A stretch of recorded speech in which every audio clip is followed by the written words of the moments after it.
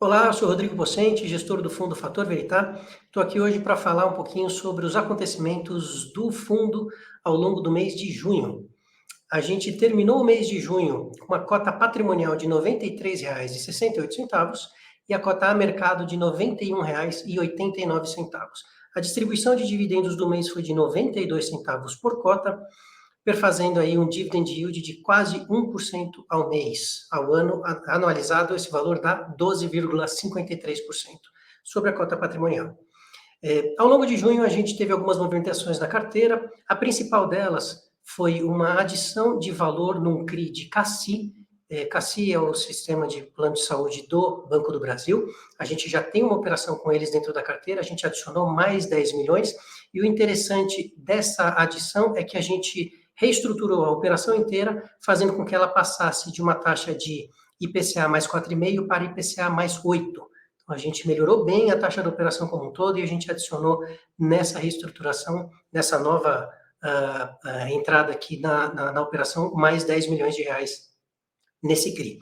A gente também fez a venda do fundo HGCR no volume de 20,8 milhões e a gente, com os recursos provenientes da liquidez aí em relação à venda do HGCR e também de amortização de alguns CRIs, a gente realizou o pagamento de 21,7 milhões das compromissadas de CRI que o fundo tinha.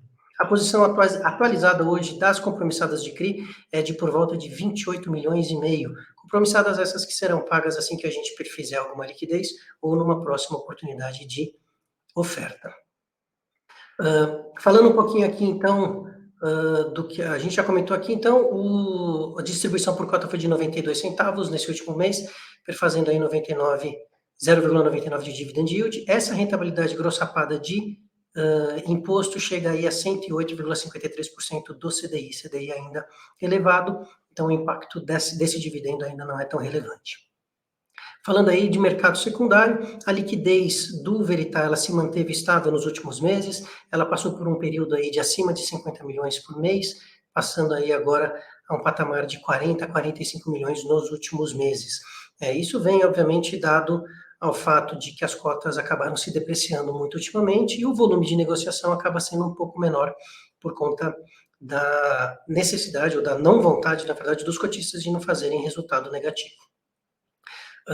A gente teve uma valorização muito interessante aí da cota nos últimos meses, passamos aí no patamar de R$ 82, o fechamento em abril foi de 84, e chegamos aí já a um patamar de quase 92, 91,89 no último mês.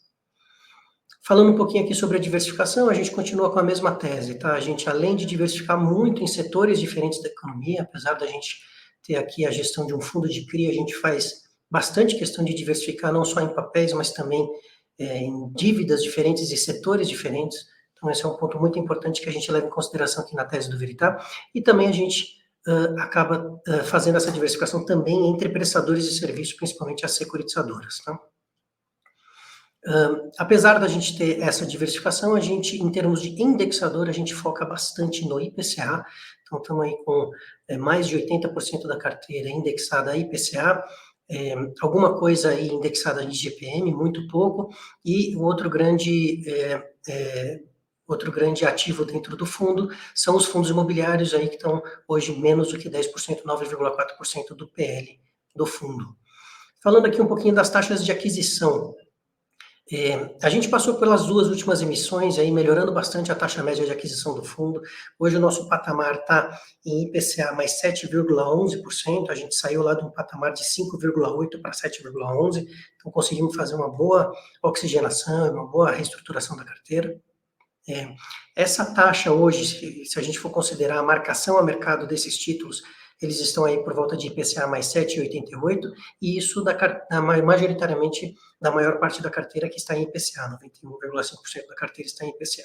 O que está em CDI está na média aí de aquisição de CDI mais 2,81, a marcação a mercado é muito próxima, 2,75, e IGPM e GPDI são bem pequenos dentro da carteira, mas ainda assim, uma taxa de aquisição média no IGPM de 7,79 e IGPDI 7,13.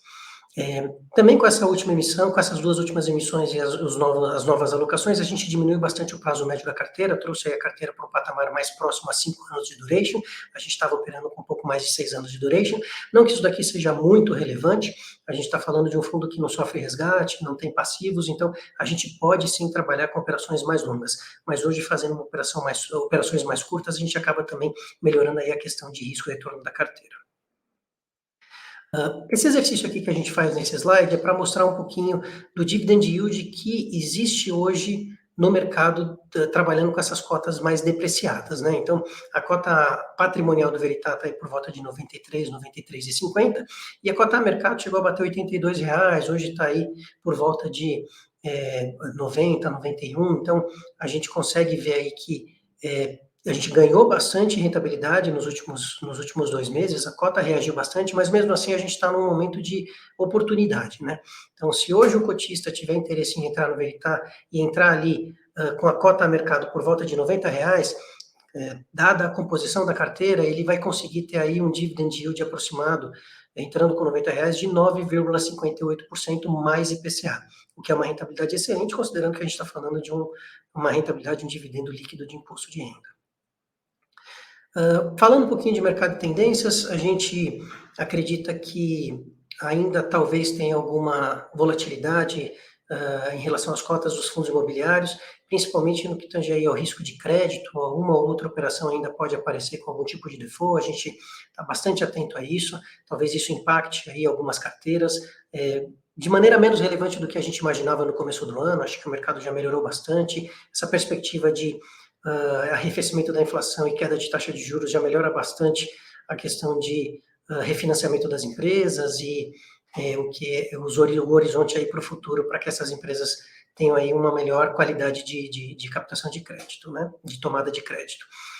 Ainda nesse assunto de arrefecimento de inflação e queda de taxa, e possivelmente queda de taxa de juros, a gente acredita que vai ter uma reação interessante aí para os próximos meses nas cotas dos fundos imobiliários, visto que a gente tem uma correlação muito grande entre o valor da cota dos fundos imobiliários e a taxa de juros, né? Quanto menor a taxa de juros, mais aquecido fica o mercado de fundos imobiliários, quanto maior a taxa de juros, menos aquecido fica o mercado imobiliário, a gente deve estar entrando aí num novo ciclo de aquecimento, então deve ter aí um aumento das cotas, do valor das cotas a mercado. E o último ponto que eu acho que faz sentido a gente comentar, a gente está aí avaliando a possibilidade de ter até um mês aí de deflação, né?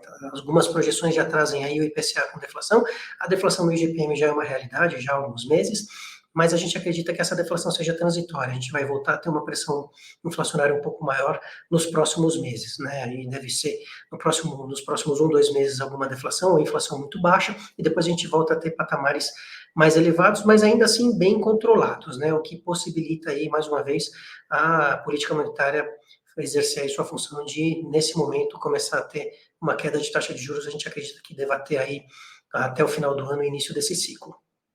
Obrigado pelo seu tempo. Se você gostou desse conteúdo, se inscreva no canal, ative o sininho e nos siga nas redes sociais. Obrigado, até a próxima.